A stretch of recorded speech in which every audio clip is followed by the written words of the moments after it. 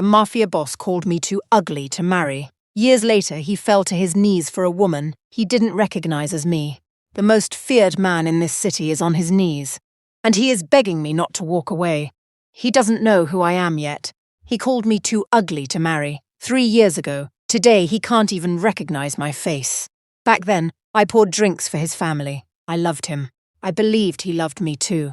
He chose his family. He chose her. He broke me in front of 300 people. His mother called me a stain on their name. They thought I would vanish. I did not. Everything they built sits inside this folder. 3 years ago, a dying man chose me. He handed me the empire that owns theirs. The Han family thinks they are saving themselves today. They are signing everything over to me. His empire was never truly his. This is how a waitress brought down a dynasty. But to understand the ending, you have to see the beginning. It started the night I served wine to the man who would ruin me. 3 years ago, I poured wine for a living. I worked the floor at the Crane Room, a private club the Han family kept for the kind of men who decide who lives and who disappears. The Hans were the oldest Korean Mafia family in the city, Korean old money, Korean new violence. They ran half the ports and most of the courts, and they did it from leather chairs while girls like me refilled their glasses and pretended not to. Here, I was 23, a black waitress with 2 jobs, a sick grandmother, and a name nobody in that room ever bothered to learn. To them, I was the girl, the help, the dark-skinned one who carried the trays. And then there was Han Tae-yul. He was the heir, the next Korean Mafia boss in a bloodline of them. Cold the way a knife is cold, beautiful and quiet and built to cut. Tattoos under the black suit. Eyes that made grown men go silent. The first night I served his table, he watched me the whole time and said nothing. The second night, he asked my name. He was the first person in that building who ever had. It became a secret. Stolen hours after closing. Drives along the river when the city was asleep. He told me I was the only honest thing in his whole poisoned world. He told me he was tired of marrying for empires. He told me that one day he would put me in front of his family and dare them to say a word. I believed him. That was my crime. I let myself believe a Mafia prince could choose a waitress. The night it ended was his engagement gala. I didn't know it was an engagement gala. I thought I was working a party. I was carrying a tray of champagne across that gold ballroom when his mother's voice cut the room in half. Madame Sunai, Tae-yul's mother, a woman with diamonds at her throat and frost in her veins. Tae-yul, she said, loud enough for 300 people to hear. Explain the rumors. They say my son has been seen with one of the servers. Tell me it isn't true. Tell me you haven't been crawling in the dirt. The whole room turned. The string quartet stopped, and I stood frozen in the middle of that floor, with a tray in my hands and my heart in my throat, waiting for him to choose me the way he promised. He looked at me. For 1 second, I saw it, the man from the river, the man who knew my name, and then I watched him put that man away forever. Mother, he said. He laughed. He actually laughed. You think I would touch that? He gestured at me like I was a spill on the carpet. Look at her. She's the help. She's too ugly to marry, too common to keep. I let her carry my coat a few times. That's all she was ever good for. He turned to the room. A Han marries beauty and blood. Not this. The laughter started slow and then it filled the entire ballroom. A woman in red stepped to his side and slid her arm through his. Cho Yejin, old family, approved, perfect. She looked at me over the rim of her glass and smiled like she'd already won. Oh, the poor thing, Yejin said sweetly. She actually thought, how embarrassing for her. Madame Sané walked up to me until I could smell her perfume. People like you, she said quietly, are a stain. You crawl into beautiful houses and you leave a mark. Get out of mine and take your kind with you. My tray was shaking. I set it down so they wouldn't see my hands. I did not cry. I want you to know that, not in that room. I straightened my spine, I lifted my chin, and I walked out through 300 laughing people and the man I loved, and I stepped out into the rain. It was only in the rain that I let myself break. They thought that was the end of my story. It was the beginning of theirs. I lost everything in the weeks after. The job, of course. Madame Sané made sure no club in the city would hire the girl who'd embarrassed the Huns. then the apartment. My grandmother passed that winter, in a county bed, and I couldn't even afford a stone with her name on it. I sat at that county grave with nothing left, and that is where the old man found me. I'd seen him before, actually. He used to come to the crane room and sit alone in the corner, and the Han men treated him like furniture. An old nobody in an old coat who tipped well and said little. I'd been kind to him, because I was kind to everyone the others ignored. I'd refill his tea before he asked. I never knew his name. His name was Chairman Pio, and the old nobody in the corner quietly owned more of this city than the Huns could dream of. Banks, ports, buildings. Half the powerful families in the country owed him money they could never repay. The Hans most of all. He sat in that corner, not because he was nobody, but because the most dangerous man in any room is the one everyone underestimates. He sat down next to me at that grave and he said the words that built the rest of my life. "I watched them throw you out," he said. "Everyone in that ballroom looked at you and saw nothing. I looked at you and saw the only person in the room who didn't break." He studied me. I have no children. I have one empire and no one worthy to carry it. They never saw you, girl, I did. He didn't offer me money, he offered me a war. He took me out of the country and put me through school, finance, law, the brutal grammar of power. He taught me how money moves, how men lie, how to own a room from its quietest corner. He taught me to stop needing anyone's permission to exist. And somewhere in those years, the trembling waitress disappeared, and a woman named Ms. Vance stood up in her place. New name, new spine, same memory. Because here is the thing Chairman Pio showed me, the thing that changed everything. Everything the Hans owned, they had borrowed against, and every one of those loans had quietly ended up in the hands of the old man they treated like furniture.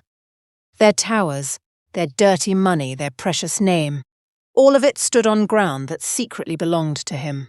He was dying when he made it final. He called me to his bed, pressed his family seal into my hand, and signed all of it. Every building, every secret, every chain that held them, into one name. Mine. They built a kingdom on borrowed ground, he whispered. Now you own the ground. Do with them what you decide is right, he smiled. Take your time. The best revenge is patient. Then he was gone, and I was the quiet, faceless owner of the empire that owned the man who called me too ugly to marry. He just didn't know it yet. 3 years can break a dynasty. By the time I made my comeback, the Han Empire was already bleeding. Taiyul ran it now, as boss, after his grandfather Chairman Han Dushik stepped back. He was ruthless and clever, but rivals were circling, the money was running thin, and the family had borrowed against everything they owned, just to keep looking untouchable. Every loan they leaned on now belonged to one quiet company nobody could trace. Vance Holdings me, and now the Hans needed my company just to survive the year. They needed someone to forgive what they owed, or they would lose everything. The only person willing to even sit across from them was a woman no one had ever seen in person. A woman who insisted, for reasons of privacy, on meeting face to face. So they sent their best. They sent the heir himself. The first meeting was in a glass tower 40 floors above the city. I walked in late, on purpose, in a white suit, and Han Taiyul stood up from the table to greet the savior of his family. He looked at me, and nothing, no flicker, no memory, no recognition at all. The girl he had erased so completely from his world that her face left no trace. He saw a beautiful, powerful stranger in white, and his cold eyes warmed, and he extended his hand. "Miss Vance," he said, "it's an honor. Your reputation precedes you." I let him hold my hand a moment too long. "Mr. Han," I said, "I've heard so much about your family." We sat. Director Co, my second, slid the first folder across the table, and I watched Taiyul read the terms and try to hide how badly he needed them. I knew that face. I'd loved that face once in the rain, before it laughed at me. He thought he was charming, a business partner. I was looking at the man I had spent 3 years learning how to ruin, and I was deciding slowly exactly how much of himself I would let him hand me before he understood what was happening. "You drive a hard bargain," he said, almost admiring. "I drive the only bargain there is," I told him. "You're not in a position to negotiate, Mr. Han. You're in a position to be grateful." For the first time in his life, The heir of the Han family had to swallow it and smile. He fell for me fast. They always fall hardest for the thing they think they cannot have. The negotiations stretched over weeks because I made them stretch. And in those weeks, Han Taiyul did something I had once prayed for and now only studied. He chased me. Dinners I half declined. Flowers I left at the front desk. That careful, dangerous attention he used to pay me in stolen hours, except now he paid it to a woman in white, who held his entire world in a folder. The family encouraged it. That was the part that almost made me laugh out loud. Madame Sunny, the woman who'd called me a stain, now lit up at the idea of her son marrying the powerful, untraceable Miss Vance. A marriage would secure the deal, secure the money, secure the name. She has no family we can find. I heard Sunny tell him once, not knowing I could hear. No history. A little foreign, yes, but money has no colour, Taiyul. Lock her down. The woman who threw me out for my blood was now ordering her son to marry me for my money. She just didn't know we were the same person. And there were moments, I won't lie to you, moments when he almost knew. Once, over dinner, I held my coffee the way I used to at the Crane Room, both hands wrapped around the cup. He stopped mid-sentence and stared. "You remind me of someone," he said slowly. "Do I? A long time ago." "I can't," he shook his head. "It's nothing." Another time he saw the old burn scar on my wrist, the one from hot glasses the week before he destroyed me. Something moved behind his eyes. Some ghost reaching up through 3 years of forgetting. And then it sank again. Because the radiant woman in front of him could not possibly be the girl he'd laughed out of a ballroom. His pride wouldn't let the two images touch. That is the thing about men like Taiyul. They don't forget you because you don't matter. They forget you because remembering you would mean admitting what they did. But here is what none of them knew. Not the family, not Yejin, not him. In those 3 years, I had quietly become the only thing keeping the Han Empire alive. Twice, rival families moved to swallow them whole, and twice someone they could never name stopped it at the last hour. When the law came sniffing too close, a wall of lawyers appeared overnight and made it all disappear. They thought they had a guardian angel. They had me. I had been protecting the very people who shamed me. Not out of love and not out of mercy. I was protecting my own investment, keeping my prey alive until I was ready. The man who called me too ugly to marry had been kept safe for 3 years by the hand he spat on. He just didn't know whose hand it was. Cho Yejin knew something was wrong, even if she couldn't name it. She'd married Taeyul the night they cast me out, exactly as the family planned. Now she was lady of the Han house, watching her husband orbit a powerful stranger in white with the panic of a woman who feels her throne tilting. She came to me. Of course she did. She found me at a charity gala, cornered me near the windows, and dropped all the sweetness she'd worn 3 years ago. "I don't know what game you're playing, Miss Vance," she said, "but I know what you are. A woman from nowhere, with no family and too much money, circling a married man. We crushed the last one. A little nobody who thought she could climb into this family. She didn't even have a name worth remembering." I felt the old wound open, and then I felt it close into something harder. "Tell me about her," I said quietly. "There's nothing to tell." Yejin laughed. "She was a waitress. She was beneath us. My mother-in-law called her a stain, and that's exactly what she was. Gone in a week." She sipped her drink. "People like that always disappear." "Do they?" I said. And right there in front of the windows the matriarch joined us. Madame Sund, 3 years older and not 1 degree warmer, looked me up and down with the same cold appraisal she'd once used on a girl with a tray. "Miss Vance," she said, "a word of advice, woman to woman. My son will sign your deal because he must. But you should understand the kind of family you are dealing with. We have standards, blood, beauty, history. We do not let outsiders forget their place." She smiled thinly. "No matter how expensive their shoes." She did not recognize me. She insulted me to my face, the exact insult, the exact contempt, and she had no idea she was doing it twice. That was the moment I stopped being patient. For 3 years I had told myself this was only business, that I would settle what they owed, take what was mine, and walk away clean, and let the past stay buried. But standing there, listening to the same two women degrade me in the same words, while the empire that fed them sat in my hand. I understood the universe had given me something rarer than revenge. It had given me a do-over, the same room, the same cruelty. But this time I owned the floor they were standing on. Thank you for the advice, I told Madame Sanai. Let me give you some in return. The signing is Friday. At the courthouse, I'd dress for cameras. I smiled. It's going to be a memorable day for your family. The signing was on the steps of the old courthouse, a public transfer, witnessed and filed, the kind of thing that makes the financial papers. The family came in mourning black, the way Korean families dress for things that matter. Chairman Han Dushik, the old patriarch, leaning on his cane, Madam Sunai, Cho Yejin, a row of Han elders, and Tai Yul, the Korean Mafia boss himself, in a black suit, ready to sign the rescue that would save his dynasty and, he hoped, win him the woman in white. Press at the bottom of the steps, my lawyers. Beside me, Director Ko, holding the white folio with the gold seal. Taeyul met me at the top of the steps, golden light all around us, and for a moment he looked almost happy. After today, he said, lo, just to me, what we owe is forgiven and the families are joined. I was hoping, Miss Vance, I was hoping it could be more than a deal between us. He almost smiled. I haven't felt this since I was a young man. There was someone once. I let her go. I've regretted it every day since. And there it was. 3 years too late, the man in the rain came back. What was her name? I asked. He opened his mouth. He closed it.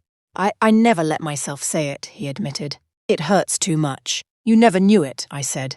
That's different, he frowned. Director Ko stepped forward and opened the folio. Before you sign, Mr. Han, I said, loud enough now for the steps to hear, you should understand what you're signing. You think these papers save you. They don't. There was never going to be a rescue. I lifted the first page so the cameras caught the seal. 3 years ago, every building the Hans own, every secret you hide, every loan that keeps you breathing, all of it was bought up quietly and signed into one name. Your towers, your ports, the ground this courthouse stands on, which your grandfather borrowed against before you were even the man you are. It has all belonged to me for 3 years. The blood left Taeyul's face. That's impossible. Who are you? You've already asked me that question once, I said. In a ballroom, full of people while they laughed. Madame Sunay went white. Yejin's glass slipped in her hand. I poured your wine, Taeyul. My voice didn't shake. I had spent 3 years making sure it never would again. You drove me along the river and told me I was the only honest thing in your world. And then your mother asked you to choose, and you looked me in the eyes, and you told 300 people I was too ugly to marry, too common to keep. I let the silence ring. You didn't even know my name then. You don't know it now. It's Imani. I watched it hit him. I watched 3 years of forgetting collapse all at once. The coffee held in 2 hands, the scar on my wrist, the ghost he kept refusing to see, the radiant woman in white, and the girl he laughed out of a ballroom finally, brutally, became the same person in his mind. Imani, he whispered, like the word was breaking him. Here is what you never knew. I stepped closer. For 3 years I am the reason your family is still breathing. The guardian angel your grandfather thanked his ancestors for, that was me. The woman you threw away has been the only thing standing between the Han name and the grave. I looked at his mother. And this week, both of you looked me in the face and called me a stain. Again. Chairman Han Dushik sank onto the courthouse steps. Madame Sunay pressed both hands to her mouth. The elders behind her stared in horror as it dawned on them, one by one, that the woman they had spent the morning flattering owned every thread of the lives they were wearing. And Han Tae-yul, the most feared man in the city, the boss, the heir, dropped to his knees on the marble. Imani, his hand came up toward me, shaking the way mine had shaken with a tray 3 years ago. Tears cut down his face. Imani, please. I was a coward. I was young and I was a coward, and I have hated myself every single day. Don't do this. Don't. I'll give you anything. I'll leave, Yejin. I'll leave the family. I'll spend my whole life. Please, please don't walk away. The cameras were going. His family was watching their boss beg. A black woman in white on the courthouse steps. The whole city would see it by morning. I looked down at him for a long moment, and I felt nothing I expected. Not triumph, not even anger anymore. Just a strange, clean quiet, like something heavy finally setting itself down. "Stand up," I said. He didn't. He couldn't. "You think I came back to take everything?" I said quietly. "I already have everything. I've had it for 3 years. I didn't need this sign to ruin you. One phone call does that." I crouched down so we were eye to eye, the way no one had ever crouched for me. "I came so you could see my face. I came so the people who decided I was nothing, before they ever learned my name, could see exactly who I became. That's all I ever wanted." "Then stay," he begged. "We can." "No," I stood back up. "Here's the part you'll never understand, Taeyul. The old man who saved me told me the best revenge is patient. He was wrong about one thing. The best revenge isn't taking your empire." I slid the folio shut. "It's not wanting you anymore." I turned to Director Ko. "Cancel the rescue. The deal is off. Let everything they owe come due, right on schedule." I glanced back at the family, the matriarch on the steps, the old chairman grey as ash. But the workers keep every one they're owed. The drivers, the maids, the people who carry the trays. Every last one of them is protected. They never insulted anyone. I let my eyes rest on Sanai. I know exactly what it costs to be the help in your house. I won't make them pay for what you did. That was the only mercy I gave them. And it was for the people they never noticed, not for the ones who shamed me. Then I walked down the courthouse steps, past the cameras, in my white suit with my chin up, exactly the way I'd walked out of that ballroom 3 years before. Except this time the rain didn't come. This time the sun was out. And this time the most dangerous man in the city was the one on his knees behind me, calling a name he'd waited 3 years too long to learn. I did not look back. That was 8 months ago. The Han Empire didn't survive. It broke apart the way borrowed things do, swallowed piece by the rivals I'd kept off them for years. Chairman Handushik retired into silence. Madame Sané lives quietly now, in a much smaller house, in a city that remembers exactly what her son did on those steps. Cho Yejin left him within the month. She only ever loved the throne, and the throne was gone, and Han Taeyul. The last I heard, the most feared man in the city is just a man now, no name that opens doors, no empire behind him. He writes me letters I don't open. They say he tells the same story to anyone who'll listen, about a black waitress he loved, and threw away, and the kingdom it cost him. I run Chairman Pio's empire, my own way now. I kept the corner table in the old club, the one where an overlooked old man once saw a girl no one else did. I sit there sometimes with my tea and remember that the most dangerous person in any room is the one everyone decided was nothing. I didn't become powerful to make him kneel. I want you to understand that. I became powerful because one person believed I was worth building, at the lowest moment of my life, when everyone else saw a stain to be wiped away. The kneeling was just the day the world found out he was wrong about me.